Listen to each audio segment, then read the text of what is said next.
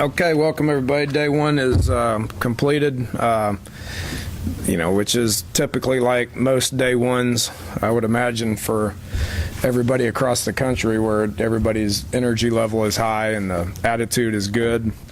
Excited about getting back, to playing ball and blah, blah, blah, all that good stuff. So, it was a successful day, and camp is a process, so we'll line up, do it again tomorrow before we actually get pads on, where we can kind of start hitting each other a little bit, which is obviously a little bit more like real football. So, but the energy level is good and the attitude was good, and everybody's excited about getting back to work. So, with that, I'll take some questions. What do you take out of a day one? I mean, you kind of said blah, blah, blah, but it's not just back to basics, I imagine. What are the things you're looking at when the guys are out there for the first time? Communication, probably more than anything. I mean, we're still going to go through our install.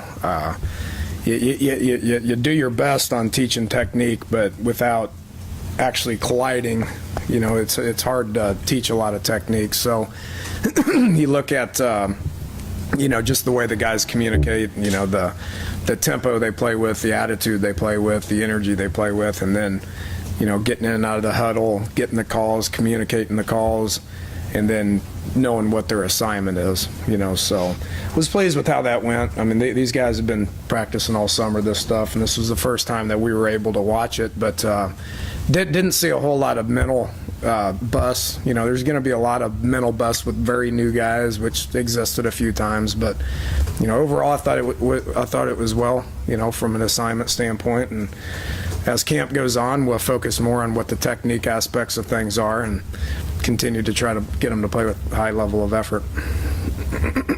Dana, long ago, they used to worry about conditioning at this point in time. Is that a given now? You don't even concern yourself because they've done it all summer? Very much so. Yeah, I think our guys are in phenomenal shape. I like the way our team looks.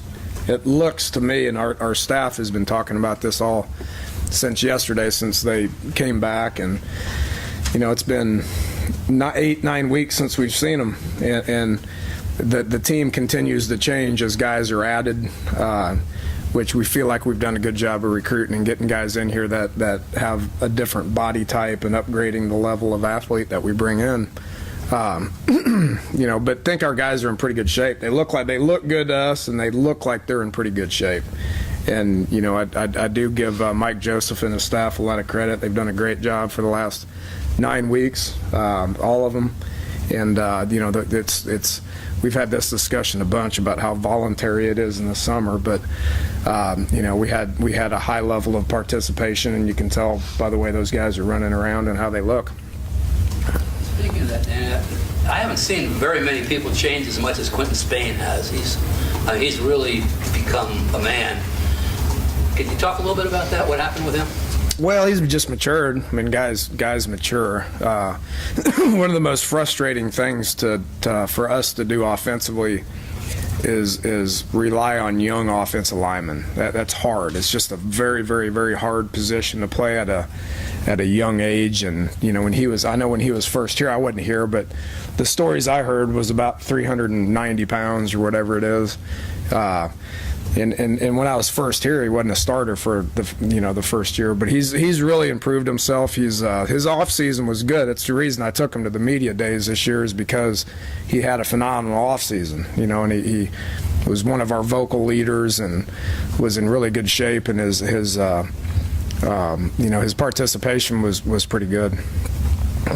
Those guys mature. They mature mentally and they mature physically, and once they do, they're ready to play. That Fight's kind of the same way. I mean, him and Fight were both backups my first year here, and Fight has lost like 20 pounds. He's down to about 310. He was up to about 340 at one point, so he looks good as well.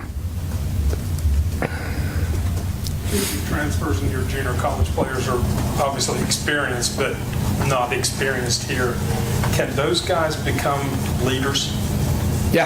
Yeah, we talked about that last night in our team meeting. I mean, everybody in the whole room can become leaders.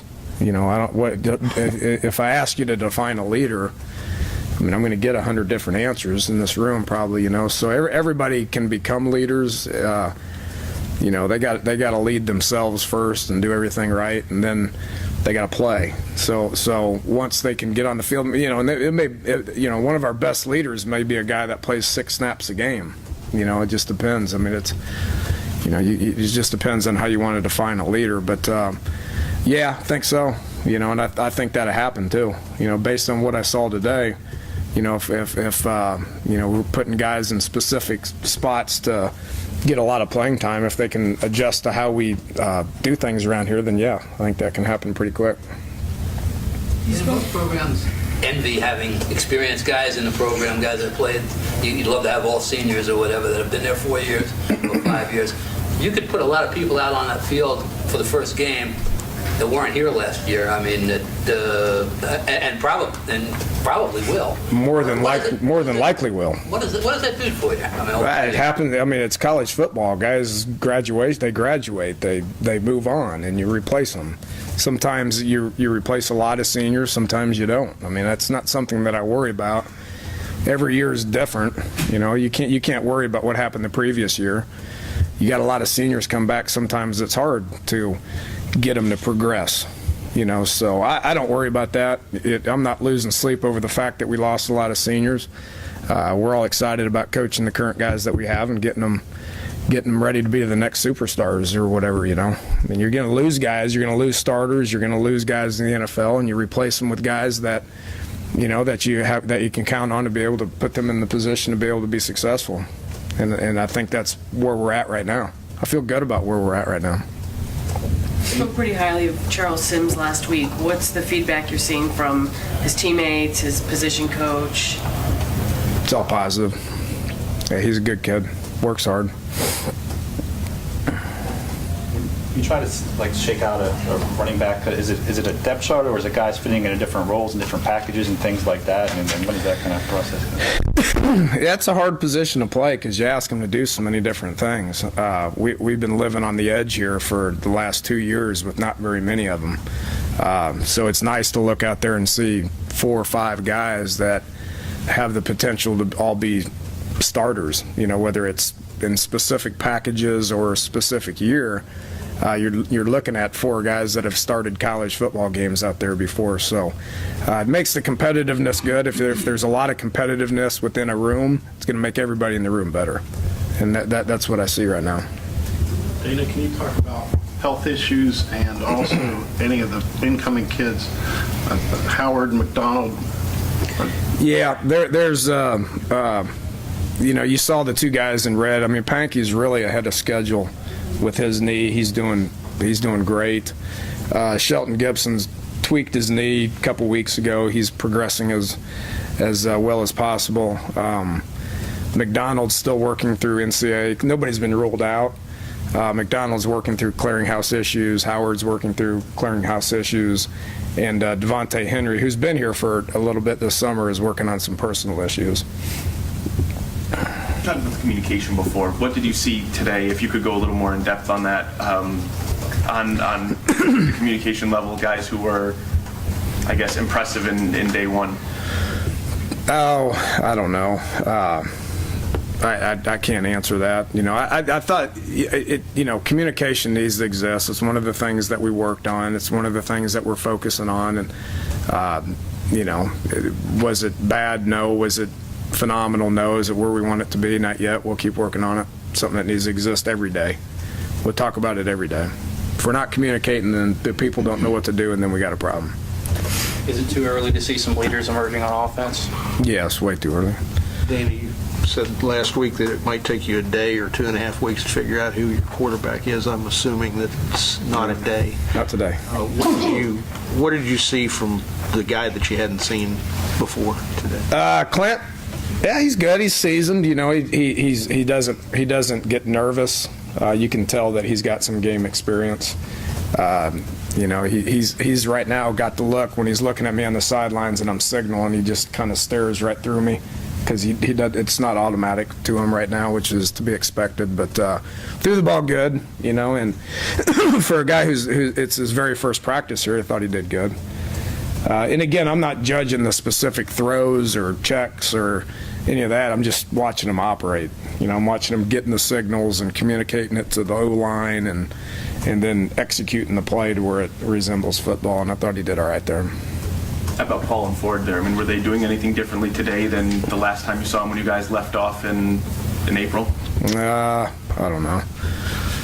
They have ability to be able to run the offense and throw the ball, but we're not moving the ball. We're just running plays. So if it's a good play or bad play, boom, we're just moving on to the next one. We'll critique it tonight in film meetings, but we'll get through the off. We'll do 3 days to where there's no consequences for any of the actions, so to speak, whether it's a good play or a bad play. We're just running plays right now to get all the offense installed, and then we'll start getting into more situational stuff to where they got to understand what the situation is, get us in better plays, and that's when I'll start judging whether they can be the guy or not.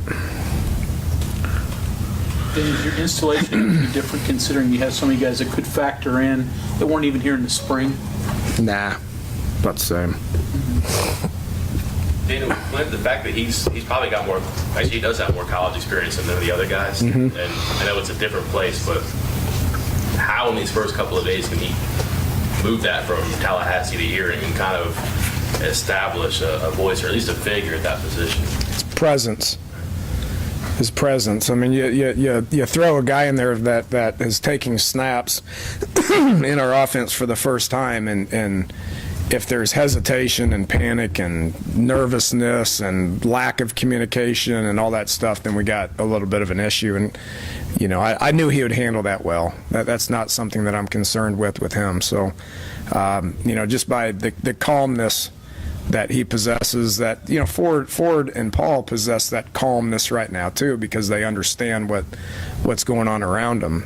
So I think Clint can get in the mix to be the guy because he has that in his personality. All these guys that are either missed spring or went to another program last year and things, you got a running back this year or just this week committed to the program next year. Him having a whole year, going forward rather than having jumped right in, will he be able to hit the ground running then come next year? Who are you talking about? I don't know who you're talking about. Shell? Yeah, I can't talk about any recruits like right now, so I can confirm that we're recruiting them. That's all I can do with them. We're going to talk about the 102 guys that are on our roster right now.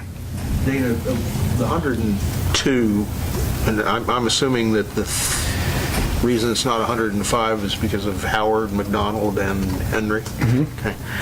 You've got 3 punters in there and 1 kicker. Are you that unsure about your punters, or are you that sure about your kicker? Is it? It just seems an odd I didn't even mix. know we had a third punter, to be honest with you. Yeah. I didn't I either. pay attention to the specialists when they do good, or unfortunately when they do bad, and then I lose my mind on them.